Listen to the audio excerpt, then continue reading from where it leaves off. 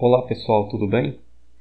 Estamos começando aqui mais um curso, certo? De programação. Dessa vez vai ser de programação utilizando a linguagem Pascal, tá ok? Para quem já sabe dos conceitos iniciais, tipo o que é um algoritmo, tipos de dados, tipos primitivos, instruções primitivas, quer dizer, podem pular para a aula 2, certo? Essa aula aqui vai ser só para conhecer, só uma introdução mesmo, para conhecer os fundamentos mesmo, tá ok? Então vamos lá. Essa programação em Pascal é interessante porque muitas universidades, quando vão inserir a sua primeira cadeira, a sua primeira disciplina de programação, elas utilizam muito do Pascal. E muita gente fica voando, muita gente sai do ensino médio e não entende nada de programação, já encontra de cara essa linguagem, certo? Então eu gostaria que com isso ficasse mais fácil o entendimento desses alunos. Que é isso aqui.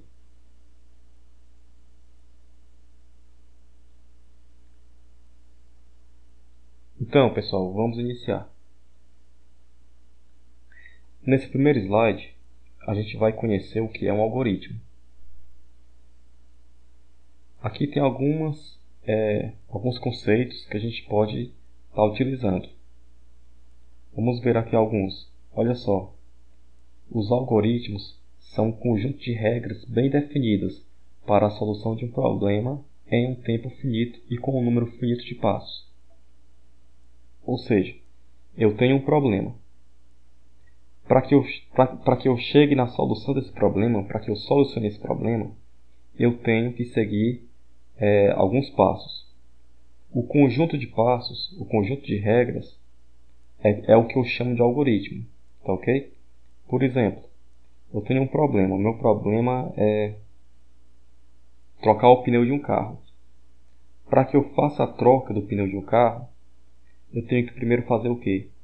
Eu tenho que pegar a chave de tirar a roda, tenho que desparafusar cada parafuso. Depois que eu desparafusar os parafusos, eu tenho que tirar a roda, pegar a roda nova, pegar o pneu novo, colocar o pneu no lugar, parafusar os parafusos e por aí vai. Essa sequência de passos é o que eu chamo de algoritmo, certo? Olha o que tem dizendo aqui, no segundo conceito. Os algoritmos são uma forma de indicar um caminho para a solução, ou seja, o algoritmo não é a solução do problema, e sim o caminho para a solução. Ou seja, a solução de eu trocar o pneu desse carro poderia ser essa, mas poderia ser outra. Então, eu criei um algoritmo para fazer isso. Outra pessoa poderia chegar e criar um algoritmo diferente, com passos diferentes, que chegaria à mesma solução. Mas, como vocês podem ver, cada algoritmo é como se fosse um caminho diferente. Tá ok? É como se eu quisesse chegar numa cidade tal, o meu algoritmo estivesse indicando que é para ir por esse caminho, chega outra pessoa, faz um algoritmo indicando para ir por outro, e por aí vai. Então, ele é o caminho para chegar no ponto desejado. Pode-se dizer também que o algoritmo pode ser definido com um conjunto de valores como entrada e produz algum valor ou conjunto de valores como saída. Pronto. Isso aí é interessante também, porque isso aí a gente já consegue ter uma visão de como vai ser nosso algoritmo através da programação. Certo? Eu até agora citei exemplos do nosso mundo real, mas quando a gente estiver tratando de programação, quando a gente estiver criando nosso programinha, a gente tem que inserir algum dado, certo? Ou seja, pode ter acima de 0 entradas. Às vezes a gente não insere nada, mas quer mostrar uma saída. Mas o importante é isso. que nossos programas vão ser constituídos basicamente de entradas e saídas. Algumas vezes aqui não vai ter nenhuma entrada, mas sempre vai ter uma saída, tá ok? Por exemplo, eu quero criar um programa em que ele pegue a idade do usuário que estiver utilizando esse programa e mostre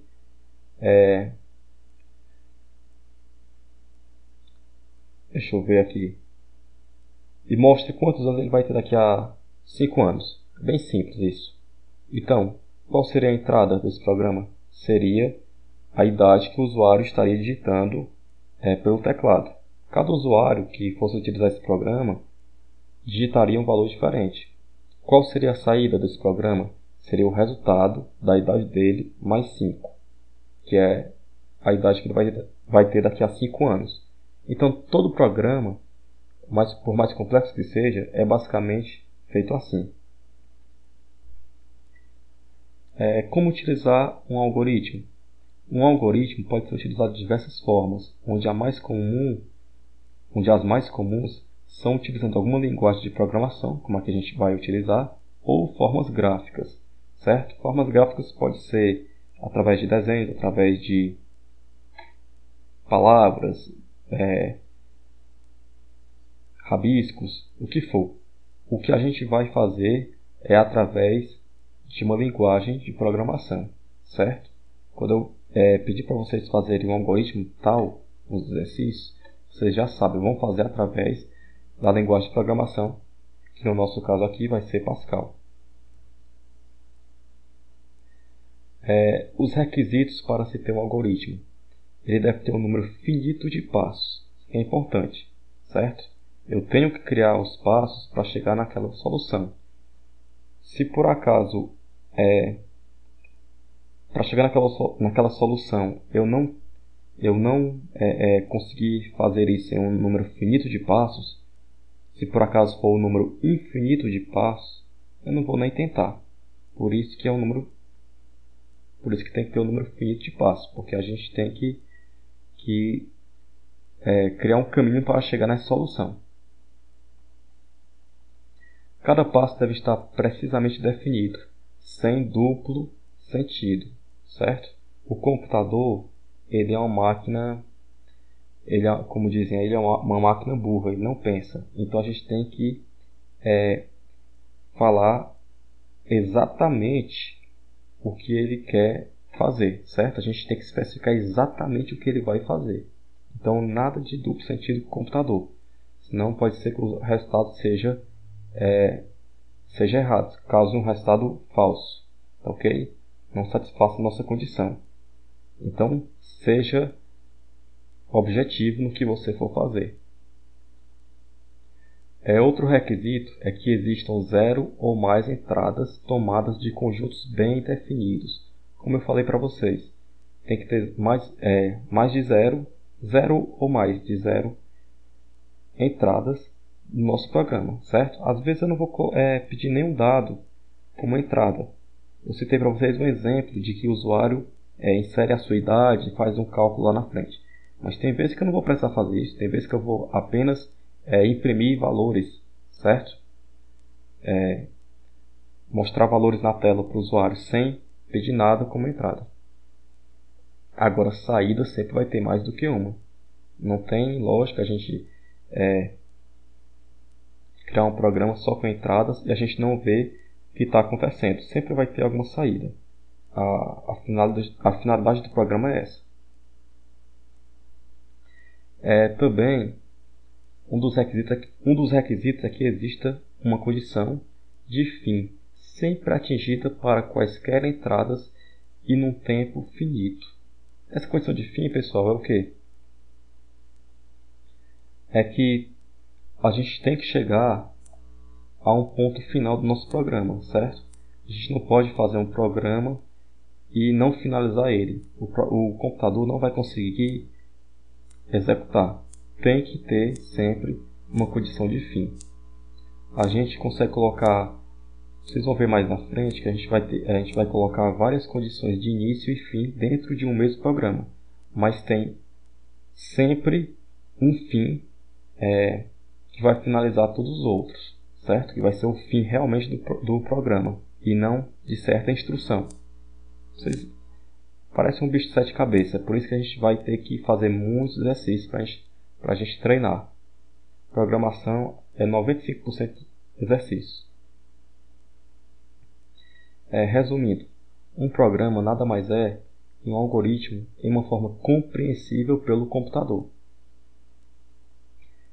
Então, toda vez que vocês forem criar um programa, que vocês forem criar um algoritmo, vocês têm que ser bem claros, certo? Se vocês não forem bem claros com o computador, o resultado vai ser algo que vocês não esperavam, certo? Vocês vão ver demais isso na programação, ok? Até os mais experientes não param de ver isso. A gente vê constantemente isso. Quais são os tipos de dados que a gente tem na programação? Olha só, isso aqui vale para qualquer linguagem que eu estou falando até agora e o que eu vou continuar falando durante toda essa aula 1. Todo o trabalho realizado por um computador é baseado na manipulação das informações contidas em sua memória. Essas informações podem ser classificadas em instruções, que comandam o funcionamento da máquina, e dados, que são as informações a serem processadas. Então, a gente sempre, todo programa, seja lá qual for, é baseado nisso. A gente capta os dados, certo? Esses dados vão ficar contidos na memória do nosso computador e a gente vai manipular esses dados, manipular essas informações, certo? Então, todo o programa é basicamente isso. Dados e manipulação dos mesmos. Quais são os tipos de dados que a gente tem? A gente tem, lógico que a gente tem mais tipos, certo? Mas aqui são os mais utilizados, os mais básicos. São os tipos inteiros, que são os dados numéricos positivos ou negativos, excluindo os fracionários. Exemplo, o número 4 é um inteiro, o 542 é um inteiro, o menos 73 é um inteiro, 0 é um inteiro, o menos 99.343 é um inteiro também. Então, todos esses aí são exemplos de números inteiros. Tem vezes que a gente vai utilizar apenas inteiros. Por exemplo, se eu quero,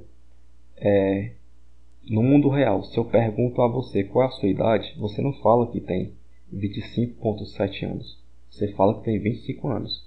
Então, na programação é do mesmo jeito. Tem vezes que a gente vai utilizar apenas números inteiros. Números reais são os dados numéricos positivos, negativos e fracionários. Ou seja, ele engloba todos os números inteiros e mais os fracionários. Exemplo, o 34 é um número inteiro, o menos 2 é um número inteiro, o 5,7 é um número inteiro, o menos 12,3 é um número inteiro, o 70,0 é um número inteiro. O que é que eu estou falando até agora? Tudo que eu falei agora são números reais, né? Eu falando inteiro. 34 real, menos 2 real, 5,7 real, menos 12,3 real, 70,0 real e 8 real. Vocês podem ver que ele está englobando aqui, ó, alguns números que parecem ser inteiros. Mas o 34, se você for colocar ele como real, ele vai virar 34,0. Ele vira um real. Você pega um número inteiro e quando quando vai manipular ele como sendo uma informação do tipo real, ele fica assim. Ele é adicionado 34,0, certo? Mesma coisa é esse menos 2 aqui, ó. Parece ser um número inteiro. Mas se você for manipular ele como sendo um número real, ele fica assim. Menos 2,0. Ou seja, os números reais englobam todos os inteiros mais os fracionários. E os caracteres? São sequências contendo letras, números e símbolos especiais. Uma sequência de caracteres deve ser indicada entre aspas. Este tipo também é conhecido como, olha só, pode ser conhecido como string ou alfanumérico ou literal, ou cadeia. Exemplo, casa. Perceba que casa está entre aspas. Cadê o? Percebam que casa está entre aspas. Então, é do tipo caractere. Que é isso que está aparecendo aqui. O 38 não é inteiro. Por que não é inteiro? Porque ele está entre aspas. Então é do tipo caractere. Esses cifrões aqui, nem adianta, não tem nem como se enganar. Aqui está entre aspas, porque é do tipo caractere. Cifrão realmente tem que ser tipo caractere. Esse aqui é meu nome, Ângelo de Medeiros. Perceba que tem letras, espaços, tem tudo mais aí. É do tipo caractere. Por quê? Porque está entre aspas. Tá ok? Se, por exemplo, esse número -2 aqui, ó, tivesse entre aspas, não seria do tipo real, seria do tipo caractere. Certo? O que é que tem mais aqui? Os tipos lógicos são dados com valor falso ou verdadeiro, também chamados de booleanos. Certo? Esse aí certas ocasiões a gente vai ter que atribuir um valor falso ou verdadeiro. Vocês vão ver mais na frente, quando a gente for utilizar esses valores. Mas, digamos que a gente queira executar um bloco, até que esse valor seja verdadeiro, a gente pode realmente inserir esse valor na variável, false ou true, que aqui vai ser a linguagem Pascal, que é tudo em inglês. Tá ok? Vai ficar complicado a gente entender isso aqui agora sem praticar. A gente vai praticar justamente para isso, para entender tudo isso aqui que nós estamos falando. Então, vamos para o próximo slide. O que é uma variável? É um objeto capaz de reter e representar um valor ou expressão. As variáveis são associadas a nomes chamados de identificadores. Vocês têm que enxergar a variável, igual o professor meu falava, vocês têm que enxergar a variável como uma caixinha, certo? Essa caixinha vai conter algum valor. Num programa vocês podem ter várias variáveis. E cada variável, cada caixinha, tem que ter um nome para identificar ela, que são exatamente os identificadores. Tá ok? Cada variável possui 3 atributos. O seu identificador, né, que é o nome. O seu tipo, se é do tipo inteiro, real, por aí vai. E a informação por ela guardada. Se, digamos, eu criei uma variável, essa minha variável vai se chamar x. Eu digo que ela vai ser do tipo inteiro, então dentro dela eu só posso colocar valores, informações do tipo inteiro. Eu não posso colocar string, eu não posso colocar número real, nada disso. Eu tenho que colocar números inteiros. Regras para a criação de uma variável. O nome de uma variável sempre deve começar com uma letra. O nome da variável não deve conter nenhum símbolo especial, exceto o underline, né? E não pode conter espaço em branco. O nome da variável não pode ser uma palavra reservada a uma instrução do programa. Vocês vão ver que cada linguagem tem as suas palavras reservadas. Se eu for criar uma variável utilizando uma dessas palavras reservadas, que no caso vai ser da linguagem Pascal, o programa vai dar erro e não vai rodar, tá ok? Ele só roda quando estiver todo corretinho. E as instruções primitivas, o que são? São comandos básicos que efetuam tarefas essenciais para a operação dos computadores, como entrada e saída de dados, que são exatamente a comunicação com o usuário e dispositivos periféricos, certo? A entrada, eu insiro dados através do teclado e a saída vai ser através da impressora ou da minha tela e por aí vai. Ou seja, comunicando com o usuário. O usuário é que vai estar inserindo os dados através do teclado, por aí vai. E também a movimentação dos dados pela memória. As variáveis, elas ficam guardadas na memória do computador. E quando eu troco a informação de uma variável para outra, eu estou movimentando os dados na memória. Tipos de instruções primitivas podem ser de entrada, saída e atribuição, certo? Entrada, geralmente exemplo, meu teclado. Saída, pode ser a tela do computador. Eu insiro algum dado pelo meu teclado e na saída eu mostro pela tela do computador. Atribuição, quando eu atribuo um valor qualquer a uma variável, quando eu jogo um valor qualquer dentro de uma variável. É a linguagem Pascal. Aqui está dizendo que ela foi desenvolvida no final dos anos 60. Alguns estudos aí dizem que foi em 1972, na Suíça. E seu nome é uma homenagem ao criador da primeira calculadora mecânica, o matemático Blaise Pascal, muito famoso para quem estuda computação. Um dos principais fatores que motivaram o surgimento da linguagem Pascal foi a obtenção de uma linguagem simples, capaz de incentivar a edição de programas claros e facilmente legíveis, favorecendo a utilização de boas práticas de programação. Até então, só tinha programas com uma linguagem de baixo nível, onde era difícil você entender o que estava escrito. E o Pascal veio para revolucionar isso. Você entende, com poucas horas de estudo, você já está entendendo ele, está entendendo tudo que ele faz, tá ok? Consegue explicar para outra pessoa facilmente, enquanto as linguagens de baixo nível, tipo Assembly, você passa horas olhando e não sabe nem o que está se falando, o que é que aquele programa está, o que vai fazer. E o compilador, pessoal? Olha só, o computador da gente ele só entende a linguagem de máquina, ou seja, composta por números binários, zeros e uns. Para que possamos criar um algoritmo utilizando a linguagem Pascal, precisamos fazê-lo em um compilador. Esse compilador pega o nosso algoritmo, que a gente escreve, na linguagem que a gente entende, a gente manda escrever, insere os dados da nossa idade, sei lá o que, numa linguagem de bem alto nível mesmo, e ele traduz para a linguagem de máquina.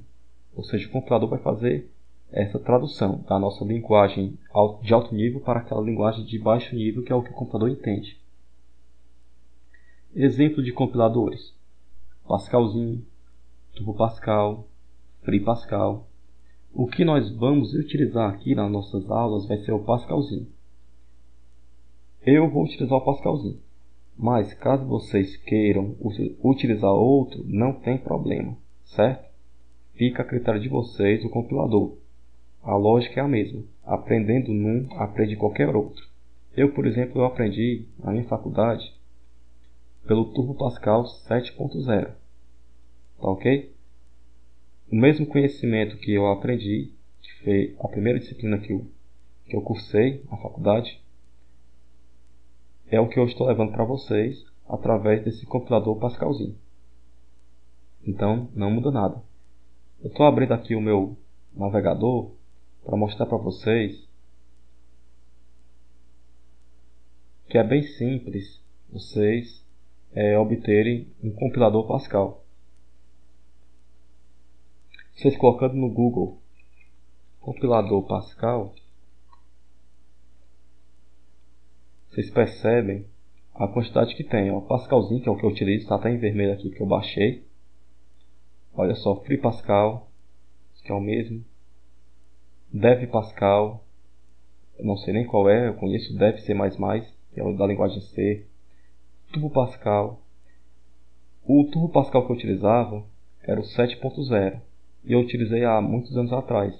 Eu não sei se já se atualizou, porque na época já era muito antigo essa versão 7.0. E ainda está na versão 7.0. Pelo jeito, não se atualizou. Está aqui a tela azul dele, inegável. Os erros que ele gera, que a gente ia errando, a gente não conhecia bem a linguagem, são todos difíceis de compreender, certo?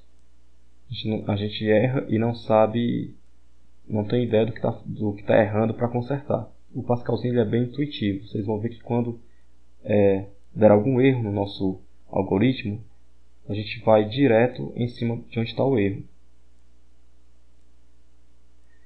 a estrutura de um programa em Pascal. A gente não pode sair criando adoidado um programa sem saber a sua estrutura não, certo? Um programa em Pascal é um conjunto de palavras e símbolos especiais, comandos, funções, parênteses, algarismos, escritos segundo as regras de sua sintaxe pré-fixada e possui a seguinte estrutura: o cabeçalho, certo? O cabeçalho é o que? É o nome do nosso programinha, o nome do nosso algoritmo. A área de declaração, onde a gente vai declarar nossas variáveis, nossas funções, nossas constantes e por aí vai. E logo em seguida, o nosso corpo do nosso programa, onde vão estar contidas as instruções que a gente quer realmente criar, né, para solucionar o nosso problema. Então, o que tem mais aqui? Pronto, esse slide aqui eu vou até apagar, porque ele vai ficar para a aula 2, para não ficar muito extensa, certo?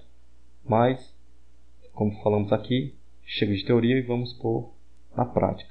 Porque programação a gente só aprende na prática, 95% é prática mesmo, para a gente entender. Tá ok? Eu espero que vocês tenham entendido alguma coisa dessa primeira aula e espero que vocês assistam as próximas. Bons estudos aí e até mais.